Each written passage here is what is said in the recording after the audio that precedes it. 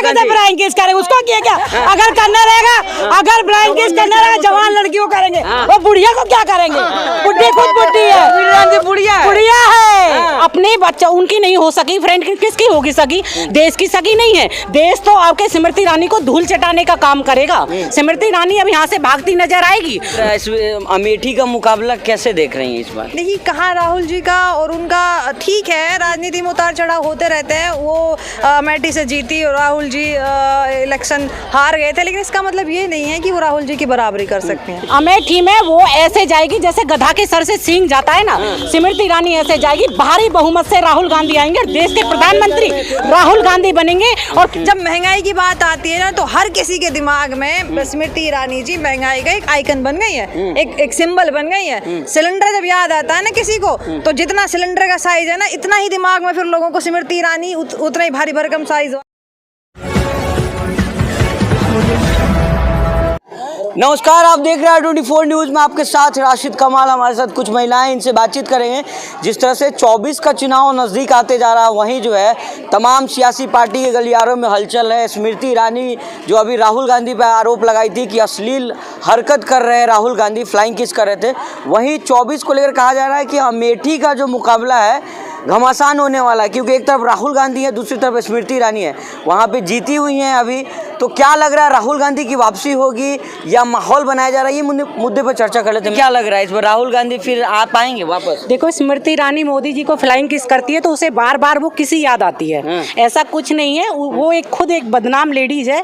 जब मतलब महंगाई की कोई भी बात आती थी तो सिलेंडर लेके बैठ जाती थी, ये करती थी, वो करती थी। आज वही स्मृति ईरानी घर के अंदर बैठी हुई है और लोगों के ऊपर कीचड़ उछालने का काम करती है, क्योंकि वो खुद गंदगी में पैदा हुई है और गंदगी से कीचड़ में सनी हुई है। आज मणिपुर की बेटियों के साथ जो इतने गंदे दुर्व्यवहार हुए, जब कहाँ गई थी स्मृति ईरानी?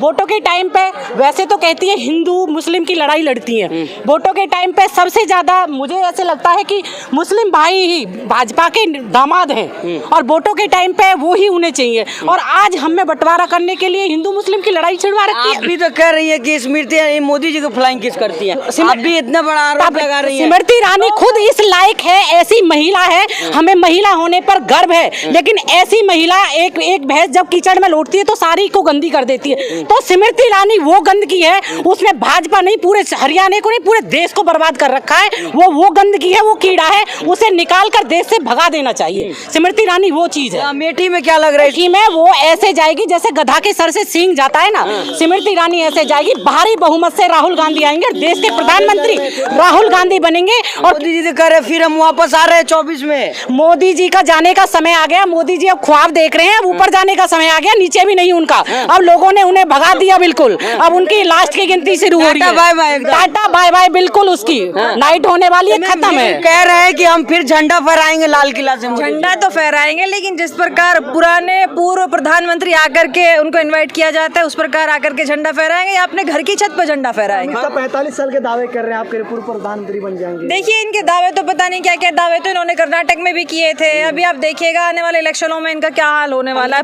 पांच राज्यों में। और दावे तो इनके 15 लाख के थे, वो 15 लाख आपको मिले क्या? आपके खाते में तीसरी बार मौका दीजिए, 45 लाख मिलेगा सीधा।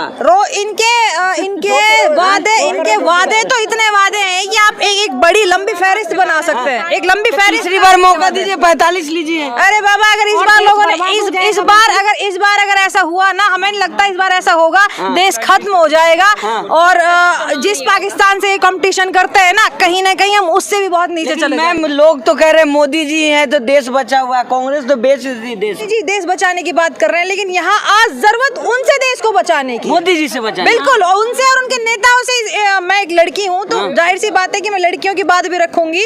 उन्होंने तो एक नारा दिया था कि बेटी बचाओ बेटी पढ़ाओ का, लेकिन वो नारा पता है क्या था? उस नारे की हकीकत ये थी कि बेटी उन्हीं के नेताओं से बचानी थी, उनकी पार्टी के नेताओं से बचानी थी। ब्रजभूषण के बगल में बैठती है तो शर्म नहीं आती, उसके साथ गलवैया करती है तो शर्म नहीं आती है। ब्रजभूषण जैसे गलीज आदमी के साथ जिसपे इतना गंदा आरोप लगा हुआ है तो शर्म नहीं आती है।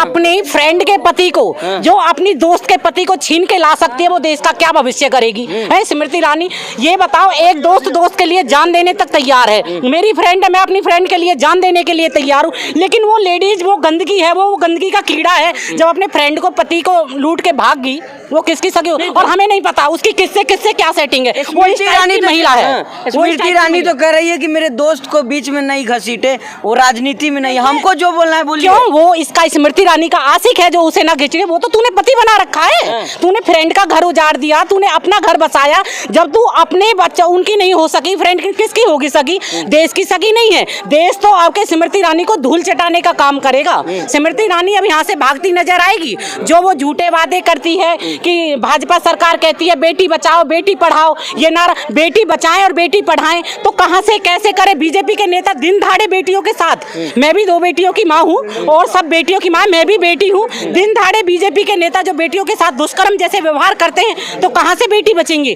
बदलना 24 में भारी बहुमत से कांग्रेस पार्टी आएगी और देश का प्रधानमंत्री राहुल गांधी जी होंगे। 45 लाख आपको नहीं चाहिए? हमें नहीं चाहिए 45 लाख, हमें तो अपना पुराने वाले दिन चाहिए।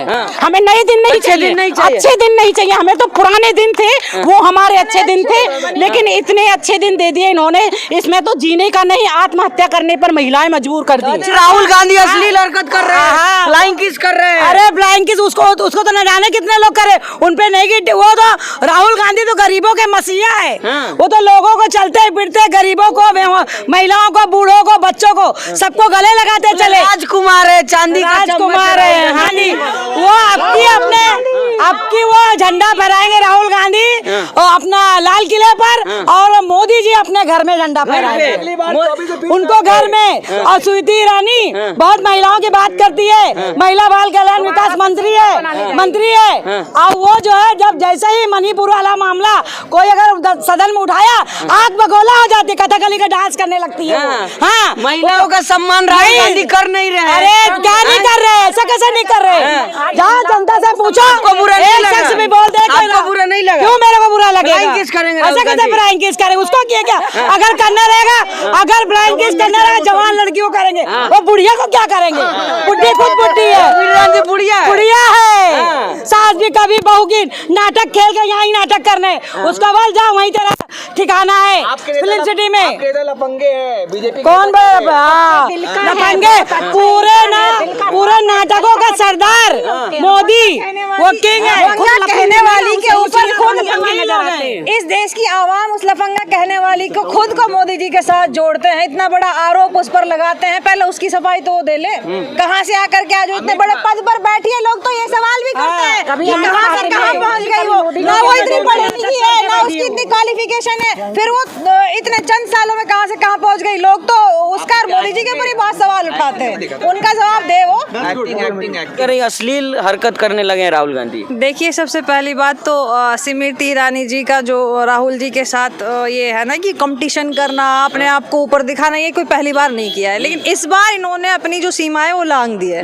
इस बार सारी हदें स्मृति ईरानी ने पार कर दी है। इतनी तुच्छ मानसिकता की औरत है वो कि अपना फेम के लिए वो कुछ भी कर सकती है। वो अपनी ग्लैमर वाली जो लाइफ रही है ना उसकी, वो उससे अभी भी नहीं निकल पा रही है। आज वो एक्टर से सीरियल बनानी थी, वहां से आज वो इतने बड़े उस पद पे बैठी है, इतने सम्मानित पद पे बैठी है, लेकिन अभी भी वो जो उसके सास बहू सीरियल वाले जो नाटक और ड्रामे थे वो अभी तक भूल नहीं पा रही है। उनको बड़ा मिस करती है और वो सारी टेक्निक्स वो सदन में यूज करती है। किसी को फ्लाइंग किस नजर नहीं आई। आपने देखा होगा, और भी वहाँ बीजेपी की महिलाएं थी, सांसद थी, माधुरी जी, हेमा मालिनी जी से पूछा गया तो उन्होंने बोला कि मुझे कोई किस नजर नहीं आई, लेकिन उनको नजर आता है। जो किसी को नजर नहीं आता वो उनको नजर आता है। उनको इतना इंटरेस्ट है ना राहुल गांधी जी में, उनको उनका जो विशेष प्रेम है राहुल जी को लेकर के, क्योंकि इतना बड़ा परिवार है गांधी परिवार, उसके साथ कंपैरिजन करके खुद को। आप एक बात बताइए, बीजेपी में इतनी महिला सांसद है और मंत्री भी हैं, लेकिन एक ऐसा नाम जिसको आम जनता जानती होगी, वो एक ही नाम होगा जिसको हर आम आदमी जानता होगा। कि किसी अगर पूछा जाए कि भाजपा की किसी एक महिला नेत्री का नाम लीजिए, तो हर किसी के मुंह से स्मृति ईरानी का नाम आएगा। कह रही है कि हम इतना विकास कर रहे हैं, अमेठी की जनता इस बार राहुल गांधी चटा देगी इस बार। सुनिए, मैं आपको वही समझा रही हूँ कि अगर कोई ये पूछे कि बीजेपी में आप किस महिला नेत्री को जानते हैं, तो एक आम आदमी के मुंह से जो नाम आएगा वो स्मृति ईरानी का नाम आएगा। ऐसा क्यों? ऐसा इसलिए कि उसने बार बार गांधी परिवार को देखो, कभी तो प्रियंका गांधी को बोलती है कि नमाज पढ़ रही थी अमेठी में, कभी कुछ मतलब खुद को लाइमलाइट में रखने के लिए इस प्रकार की घटनाएं करती रहती है। और दूसरा महंगाई, जब महंगाई की बात आती है ना तो हर किसी के दिमाग में स्मृति ईरानी जी महंगाई का एक आइकन बन गई है, एक सिंबल बन गई है। सिलेंडर जब याद आता है ना किसी को, तो जितना सिलेंडर का साइज है ना, इतना ही दिमाग में फिर लोगों को स्मृति ईरानी उतना ही भारी भरकम साइज वाली भाजपा नेत्री लोगों के दिमाग में आती है।